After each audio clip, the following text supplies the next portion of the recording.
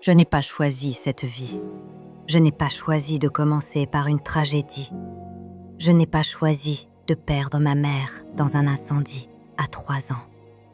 À 3 ans, j'étais censée apprendre à parler, à jouer, à aimer.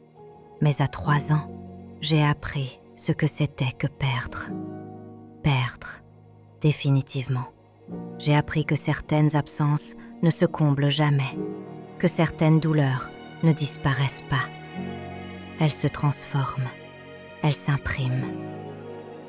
Ce jour-là, c'est comme si ma vie avait pris feu avec elle. Mais personne ne m'a demandé si j'étais prête à continuer sans elle. Personne ne m'a demandé si j'étais capable d'affronter la suite. Et la vérité, c'est que je ne l'étais pas. J'avais un père, mais j'étais seule. Un père qui fuyait, qui séduisait, qui vivait pour lui. Moi, j'étais juste là. Un bagage, une extension, une conséquence.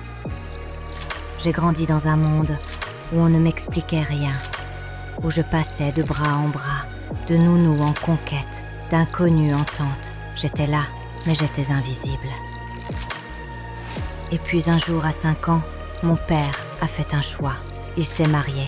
Il a choisi une femme. Pas pour moi, pour lui. Mais ce mariage, c'était censé être la solution. La belle-mère, le début de la stabilité. En réalité, ce fut le début du vrai enfer. Je ne raconte pas tout ça pour me plaindre. Je raconte parce que chaque seconde de cette histoire a construit celle que je suis devenue. Et parce qu'il y a peut-être quelqu'un, là, derrière l'écran, qui a vécu la même chose et qui pense qu'il ne s'en sortira jamais. Je suis ici pour te dire que ce que j'ai vécu m'a brisée, mais aussi forgée. Je ne suis pas restée cette petite fille détruite. J'ai grandi, j'ai souffert, mais j'ai transformé cette souffrance en force. Et c'est ça que je veux te raconter aujourd'hui. Voici mon histoire. Voici la vérité, celle que personne ne connaît vraiment, celle que j'ai portée pendant des années en silence. Et aujourd'hui, je la partage avec toi. Parce que parfois, pour avancer, faut oser retourner là où tout a commencé. Il y a des souvenirs qu'on n'a pas, mais qu'on ressent toute sa vie. J'avais 3 ans. À 3 ans, on ne comprend pas la mort. On ne comprend pas ce que c'est de perdre quelqu'un pour toujours. Mais on ressent le vide, le chaos, l'abandon. Ce jour-là, il y a eu un feu, un incendie, violent, injuste, dévastateur. Je ne me souviens pas des flammes, je ne me souviens pas du bruit, mais je me souviens d'après, de ce silence, de cette absence soudaine, de cette sensation que quelque chose de fondamental venait de disparaître. Je ne savais pas ce qu'était une mère, mais je savais que quelque chose en moi avait été arraché. On dit souvent que les enfants ne comprennent pas. C'est faux. Les enfants comprennent très bien ce qu'ils ressentent, même s'ils ne peuvent pas encore le dire. Et moi, je ressentais un vide, un trou béant dans mon cœur, un froid profond, permanent, un silence que personne ne pouvait combler. Autour de moi, les adultes faisaient semblant d'aller bien. Ils me regardaient avec pitié, avec gêne, mais personne ne m'a regardé vraiment. Personne ne s'est dit « Et elle, cette petite fille, elle devient quoi maintenant ?» On m'a prise, on m'a posée, là puis ailleurs, chez une nounou, puis chez une autre, chez une tante, chez une inconnue. On ne me demandait pas si j'allais bien. On m'habillait, on me nourrissait, mais personne ne me réconfortait, personne ne m'expliquait, personne ne me parlait avec douceur. Et pendant ce temps, j'avais un père, mais est-ce qu'on peut vraiment dire que j'avais un père? Il était là, sans l'être. Il fuyait sa douleur, ou peut-être Il fuyait moi, parce que j'étais le rappel vivant de ce qu'il avait perdu. Et moi, je devenais invisible. Je commençais à pris quelque chose d'énorme. Une partie de moi s'est éteinte ce jour-là. Et tout ce qui est venu après n'a fait qu'appuyer sur cette brûlure, comme un doigt sur une plaie ouverte.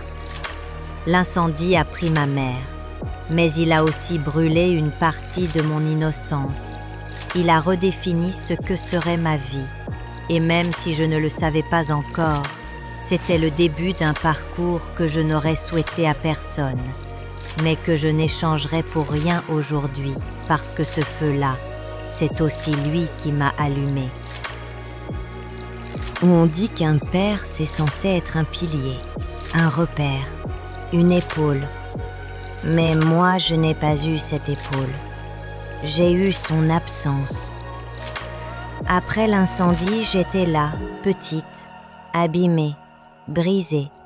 Mais lui, il était ailleurs, physiquement. Et émotionnellement, il avait déjà fui. Il courait, d'une femme à une autre, d'un projet à un autre, d'un moment à un autre, comme si rester, c'était trop douloureux pour lui. Comme si s'attacher, c'était trop risqué. Et moi, j'étais juste là. Je le voyais rentrer, repartir, parler, rire, charmer, mais il ne me regardait pas vraiment. Il me croisait. Je faisais partie du décor, comme une valise qu'on traîne avec soi sans trop savoir quoi en faire. Quand t'as 4, 5, 6 ans, tu ne peux pas encore mettre de mots sur la blessure. Mais tu sens que tu n'es pas la priorité. Tu sens que tu déranges. Tu sens que ta simple existence est une gêne pour quelqu'un que tu voudrais juste aimer. Mon père aimait séduire. Il aimait briller. Il aimait contrôler. Mais moi, je n'étais pas dans sa liste des priorités. Il était absent. Et parfois, l'absence fait plus mal que la violence, parce que c'est un vide qui hurle en silence. Je n'avais pas encore compris que certains adultes ne savent pas aimer, pas parce qu'ils ne veulent pas, mais parce qu'ils sont eux-mêmes blessés, cassés, égoïstes ou juste paumés. Alors ils fuyaient, et moi je restais, avec mes questions, avec mon silence, avec ma douleur. Et pendant ce temps, il enchaînait les conquêtes, les aventures. Il cherchait quelque chose, lui aussi, peut-être une forme d'oubli, peut-être une échappatoire. Mais ce qu'il ne savait pas, c'est que pendant qu'il fuyait ses souvenirs, il me laissait moi m'enfermer dans les miens. Je ne lui en veux plus aujourd'hui, mais j'ai mis du temps à comprendre que j'étais en train de me construire, sans amour, sans repère, sans tendresse. Et c'est là que ma solitude a commencé à devenir un réflexe. J'ai commencé à me suffire à moi-même, à ne plus demander, à ne plus espérer. Et en silence, je posais les premières pierres de ma propre résilience, sans même le savoir. Mais dans cette instabilité, dans cette confusion, dans ce manque d'amour, quelque chose de précieux est né en moi, quelque chose que je n'avais pas encore compris, mais que je ressentais. Une présence intérieure, un instinct, une petite voix en moi qui disait « Tu n'as personne, mais tu as toi ». Et ce toi, je n'en avais pas encore conscience, mais c'est lui qui allait me sauver. Puis un jour, mon père s'est posé. Il a fait un choix. Parmi toutes ses conquêtes, il en a choisi une femme. Pas une mère, mais une présence, une nouvelle figure féminine censée remettre de l'ordre dans le chaos. Et à ce moment-là, tout le monde pensait que ça allait s'arranger. Enfin une maison stable, enfin une femme pour s'occuper de la petite. Mais personne ne m'a demandé si j'en voulais, moi. Personne ne m'a demandé si je me sentais en sécurité, si j'avais confiance, si j'avais mal. On m'a juste placé là, encore une fois, comme un meuble qu'on change de pièce, comme une ombre qu'on intègre au décor. Cette femme, elle n'était pas méchante, pas toujours. Mais elle n'était pas douce non plus. Elle n'était pas maternelle, et surtout, elle ne m'aimait pas. Elle me supportait, parce qu'il fallait, parce que j'étais la fille de son mari. Mais moi, je la sentais. Je sentais chaque regard froid, chaque distance, chaque silence qu'elle utilisait comme une arme. Et mon père, il était là, mais encore une fois, il n'était pas présent. Il avait juste trouvé une nouvelle femme à qui déléguer ce que lui ne voulait pas affronter. Il avait l'impression d'avoir réglé la situation. Mais en réalité, il venait de me faire disparaître un peu plus. C'est dur de dire ça, mais parfois, j'aurais préféré rester seule, parce qu'au moins dans l'instabilité, je n'attendais rien. Je savais que c'était temporaire. Mais là, on me promettait une famille et je n'ai eu qu'une illusion. Je mangeais à table, mais je n'étais pas à table. Je dormais dans une chambre, mais je n'avais pas ma place. Je vivais dans cette maison comme une invitée silencieuse qu'on ne voulait pas déranger. Et j'ai vite compris, je n'étais pas la bienvenue. Pas dans leur couple, pas dans leur quotidien, pas dans leurs projets. Alors je me suis encore plus effacée. J'ai arrêté d'exister. J'ai cessé de poser des questions. J'ai appris à être transparente parce que c'était moins douloureux que d'espérer être aimée et de voir, chaque jour, que je ne l'étais pas. C'est dans cette fausse stabilité que j'ai commencé à comprendre la plus cruelle des vérités. On peut vivre dans une maison bien rangée, avoir un toit, des repas, un lit et se sentir profondément abandonné. Le vrai abandon, ce n'est pas l'absence physique, c'est quand on est là, qu'on respire, qu'on appelle, qu'on regarde et que personne ne te voit. Ce foyer qu'il m'avait promis n'en était pas un. Ce couple qu'il avait choisi n'a jamais été une famille. Et moi, je n'étais pas une fille, j'étais une gêne. Mais ce rejet-là a été le début de quelque chose que je n'avais pas encore compris, mais qui allait me construire. Les années sont passées, mais le vide, lui, ne passait pas. Je grandissais, oui, mais en réalité, je me contentais de survivre, un jour après l'autre, sans guide, sans tendresse, sans quelqu'un qui me dise « Tu vas y arriver, je suis là ». Parce que personne n'était là. À l'école, je faisais semblant d'être normale, semblant d'aller bien. Je riais parfois, je répondais présente, mais à l'intérieur, il n'y avait rien. Un vide immense, un désert émotionnel. Pas de discussion le soir, pas de câlin avant de dormir, pas de règles claires, pas d'écoute, juste un quotidien mécanique. Manger, dormir, se lever, obéir, se taire. Et moi, je me construisais là-dedans, dans ce silence, dans cette absence d'amour. Je devenais mon propre modèle, pas parce que j'étais forte, mais parce que je n'avais pas le choix. Quand tu grandis sans repère, tu te poses 1000 questions. Tu doutes de tout, tu t'observes sans cesse, tu deviens ton propre miroir. J'ai appris très tôt à faire attention à tout, à chaque mot, chaque ton, chaque soupir, chaque silence.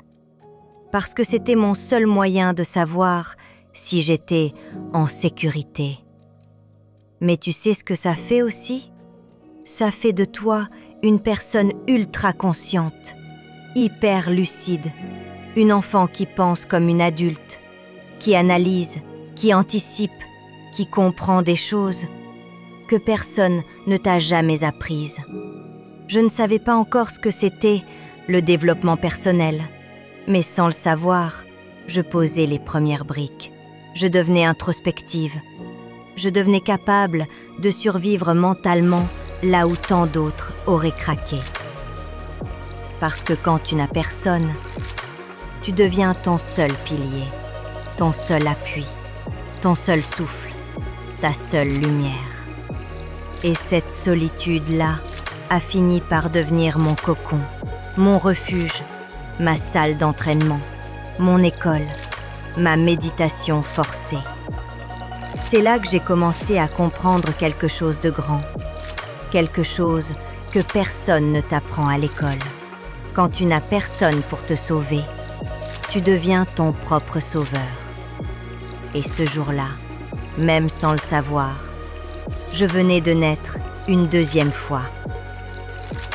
Il y a une question que je me suis souvent posée. Pourquoi je n'ai pas craqué? Pourquoi je ne me suis pas écroulée totalement? Pourquoi je suis encore là?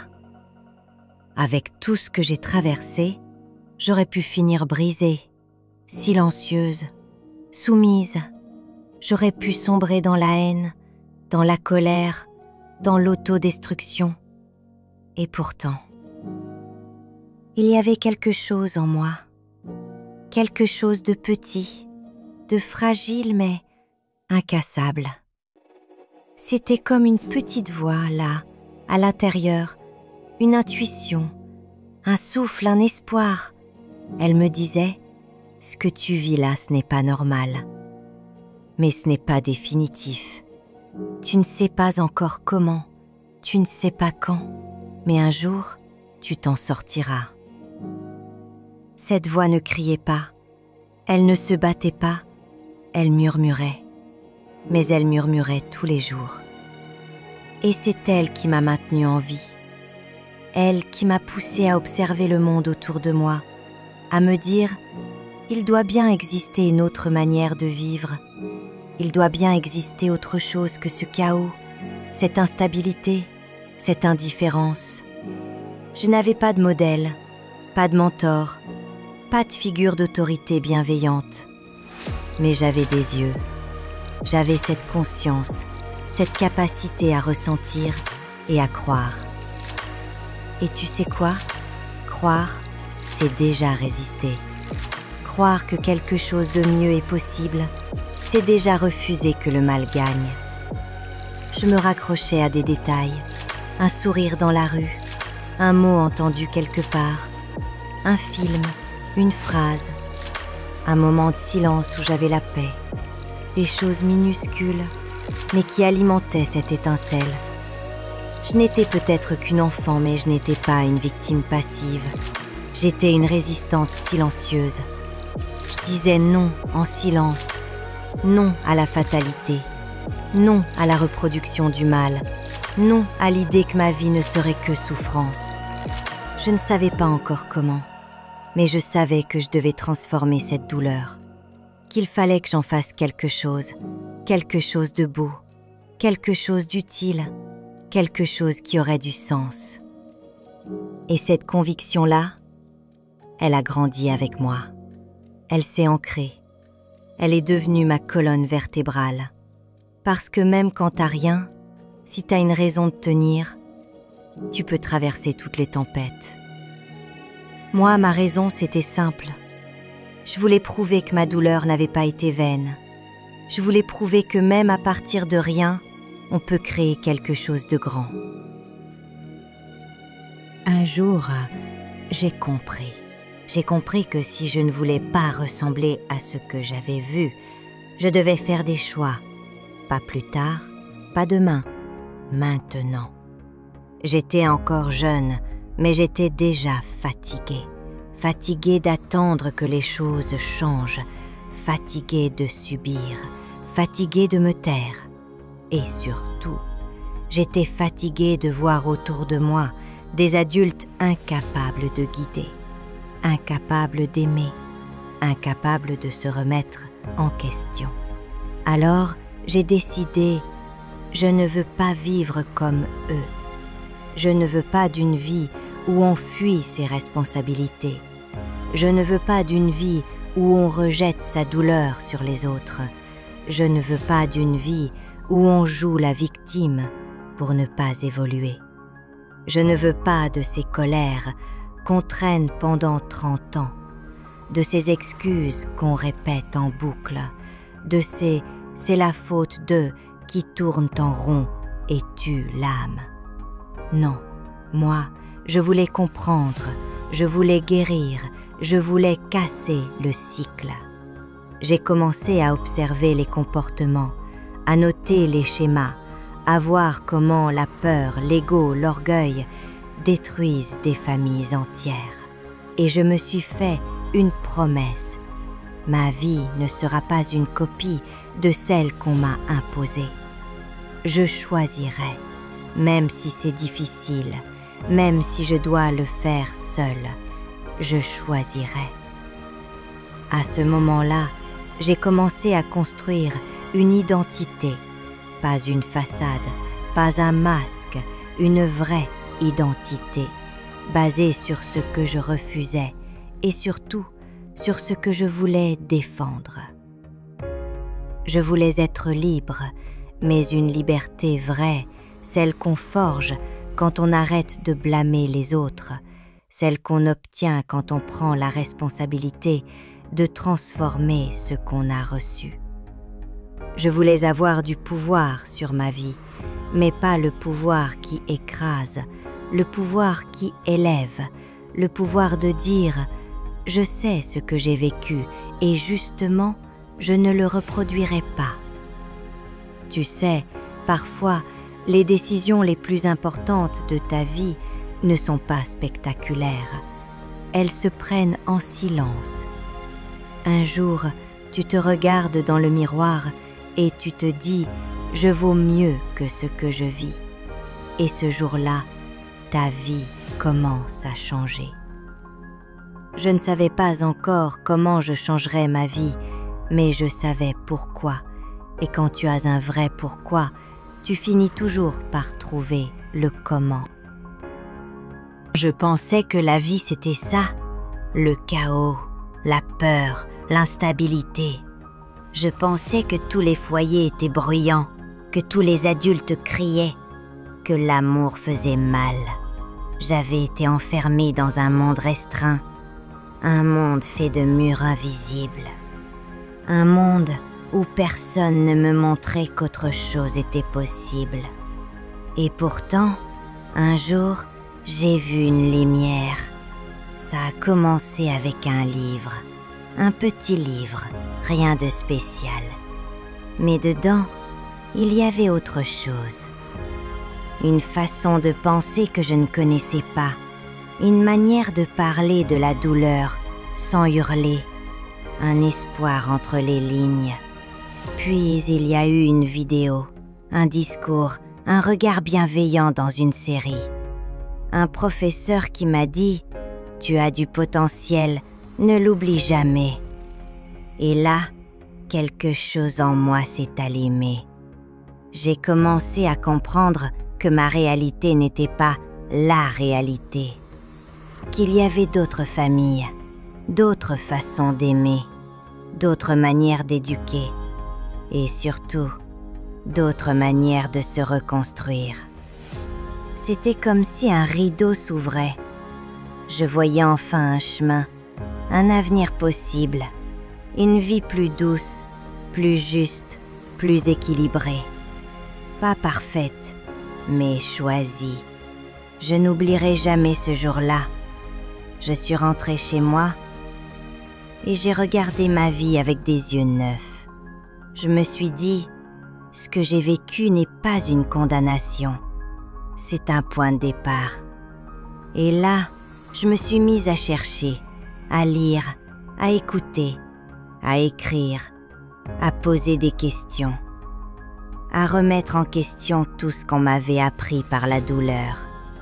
Ce jour-là, j'ai décidé que ma vie m'appartiendrait, que je ne serai pas qu'un produit de mon passé, mais le fruit de mes décisions, de mes valeurs, de mes engagements. Ce n'est pas arrivé d'un coup, mais ce jour-là, j'ai vu une autre vie possible. Et rien que ça m'a sauvée.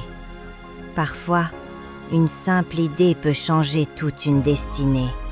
Un mot, un regard, une phrase. Si tu m'écoutes aujourd'hui, c'est peut-être ton tour. Peut-être que cette vidéo, c'est ce déclic que j'ai eu il y a des années. Et si c'est le cas, accroche-toi, parce que le meilleur reste à écrire. J'ai longtemps espéré qu'un jour, quelqu'un frapperait à la porte, quelqu'un qui dirait « Viens, je vais t'aimer, je vais te protéger, je vais réparer tout ce qu'on t'a brisé. » Je me faisais des scénarios dans ma tête, une tante perdue de vue, une professeure au cœur immense, une amie de la famille, quelqu'un, n'importe qui verrait ma douleur et viendrait me sortir de là. Mais cette personne n'est jamais venue, jamais, et au début ça m'a tuée. Je me suis sentie invisible, oubliée, sacrifiée. Pourquoi personne ne me voyait? Pourquoi personne ne me tendait la main? Et puis, un matin, quelque chose a basculé. Pas dans le monde extérieur, en moi.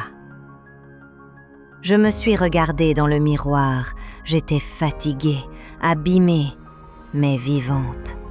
Et je me suis dit, et si cette main que j'attends, c'était la mienne? Et là, pour la première fois, je n'ai plus attendu. J'ai arrêté de prier pour être sauvée. J'ai commencé à me sauver moi-même. J'ai pris un cahier. J'ai écrit tout ce que je ne voulais plus jamais vivre. J'ai dressé la liste de mes peurs, de mes blocages, de mes douleurs, et j'ai promis de tout affronter, seule s'il le fallait, mais jamais plus passive. Ce jour-là, je suis passée de victime à actrice de ma vie, et c'est là que tout a changé, parce que quand tu arrêtes d'attendre, tu commences à construire. Personne ne viendra te sauver, c'est brutal, mais c'est aussi ta plus grande chance. Parce que personne ne sait mieux que toi ce dont tu as besoin. Personne n'a ton feu, personne n'a ta rage de vivre, et personne ne fera le travail à ta place. Alors j'ai commencé petit, un pas par jour, un mot par jour, un sourire à moi-même dans le miroir, et chaque soir je me disais « Tu avances, tu te reconstruis, tu es en vie ». Tu veux savoir ce que ça fait de ne plus attendre? C'est terrifiant, mais c'est aussi libérateur, parce que tu découvres que tu es bien plus fort que tu ne le pensais. Je n'avais pas besoin d'un sauveur, j'avais besoin de moi. Et toi qui m'écoutes aujourd'hui, peut-être que tu attends encore, peut-être que tu espères qu'un jour quelqu'un viendra recoller les morceaux. Mais écoute-moi bien, tu n'as pas besoin qu'on te sauve, tu as besoin de te choisir. Et quand tu feras ça, tu deviendras invincible. J'avais une douleur en moi que je ne pouvais plus fuir. Elle était partout, dans mon corps, dans mes silences. Elle brûlait comme un poison lent. Mais un jour, j'ai compris que j'avais deux choix. Continuer à la subir ou en faire quelque chose. Alors j'ai fait un pacte avec moi-même. Je me suis dit, chaque larme que tu as versée va nourrir ta rage de réussir. Chaque abandon que tu as vécu va forger ta persévérance. Chaque coup que tu as pris va renforcer ta discipline. Je n'ai pas changé du jour au lendemain, mais j'ai commencé à canaliser. Canaliser cette douleur pour construire, pour apprendre, pour m'entraîner, pour progresser.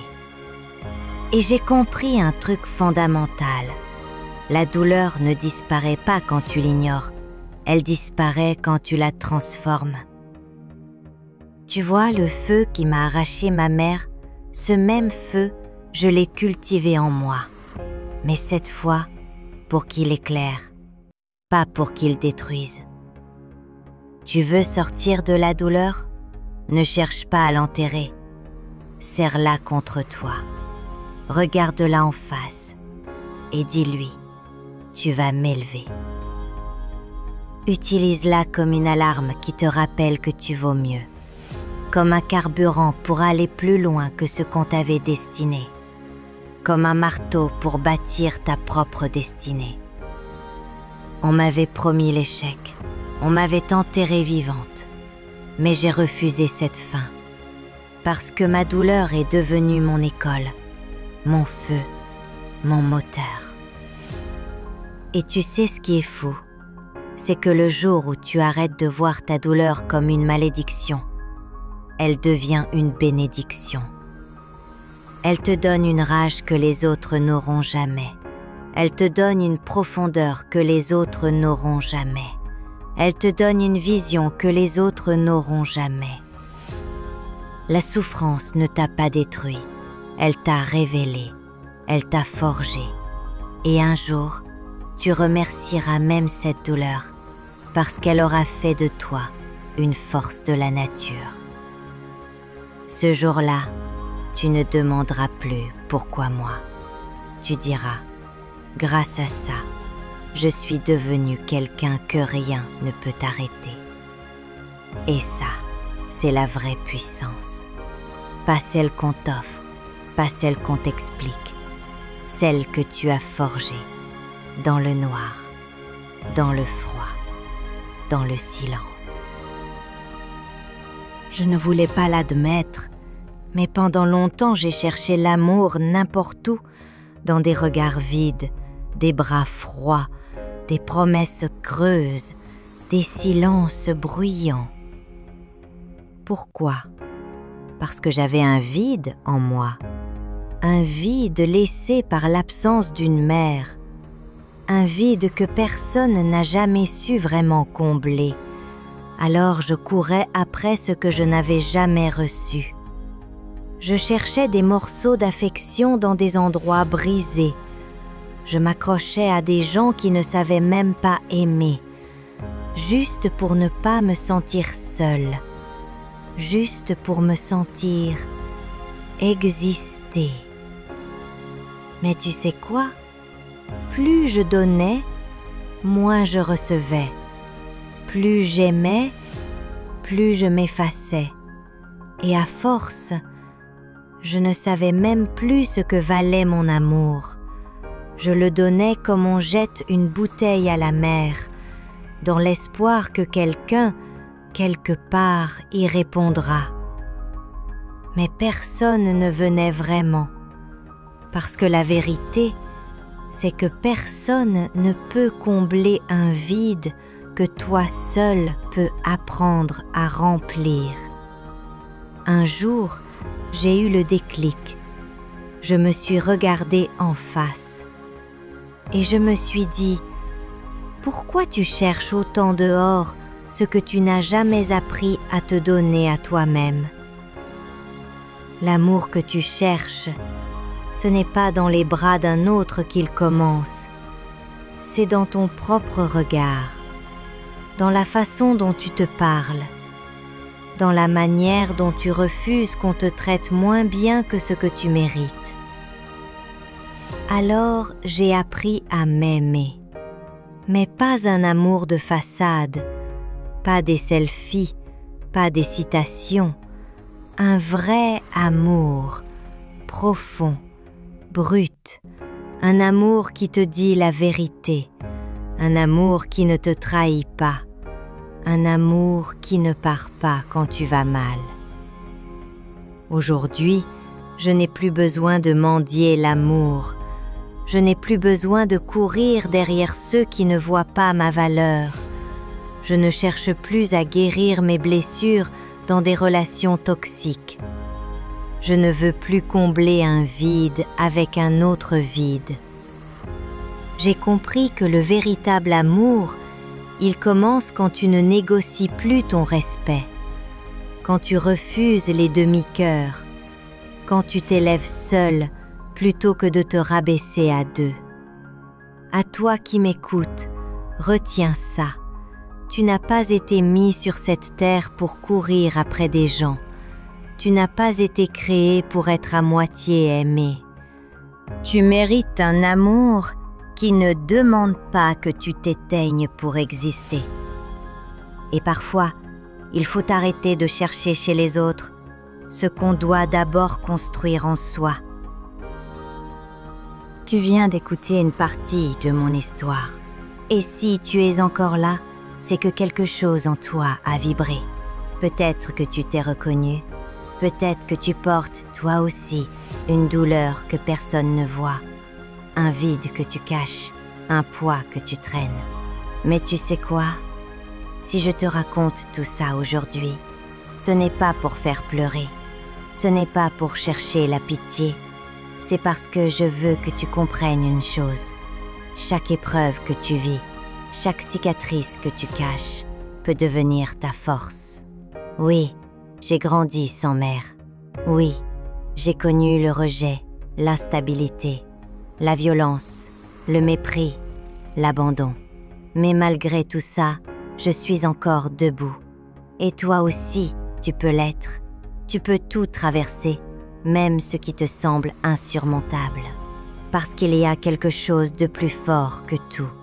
Ta capacité à transformer ta douleur en énergie, ta solitude en puissance, ton histoire en message. Alors retiens bien ce que ces premières parties veulent te transmettre. Tu n'as pas besoin d'un passé parfait pour construire un futur puissant. Tu n'es pas défini par les blessures qu'on t'a laissées. Et tu n'as pas besoin d'être sauvé, tu peux être ton propre sauveur.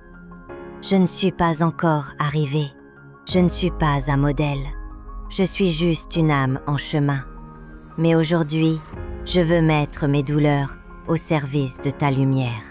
Si mon histoire peut te pousser à croire en toi, si elle peut t'éviter de sombrer, si elle peut rallumer en toi cette petite flamme qui vacillait, alors tout ce que j'ai traversé prend un sens. Mais ce que tu viens d'entendre, ce n'était que le commencement. Ce n'est qu'une première étape, parce que la suite, c'est l'ascension. C'est le moment où tout bascule, où je vais me perdre, où je vais me relever, où je vais prendre ma revanche. Dans la prochaine vidéo, je vais t'emmener encore plus loin. Je vais te montrer comment, à force d'échecs, d'erreurs, de chutes, j'ai fini par me forger une mentalité de guerrière. Comment je suis passée de l'ombre à ma propre lumière. Alors si cette histoire t'a parlé, ne t'arrête pas ici.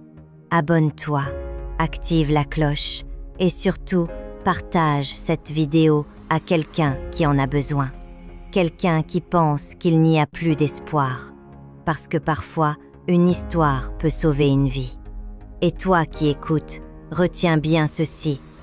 Tu peux traverser l'enfer et en ressortir plus fort que jamais. À condition de ne jamais abandonner. Pas maintenant, pas après tout ce que tu as déjà traversé. Merci d'avoir été là. Merci d'avoir écouté mon histoire. On se retrouve très bientôt pour la suite.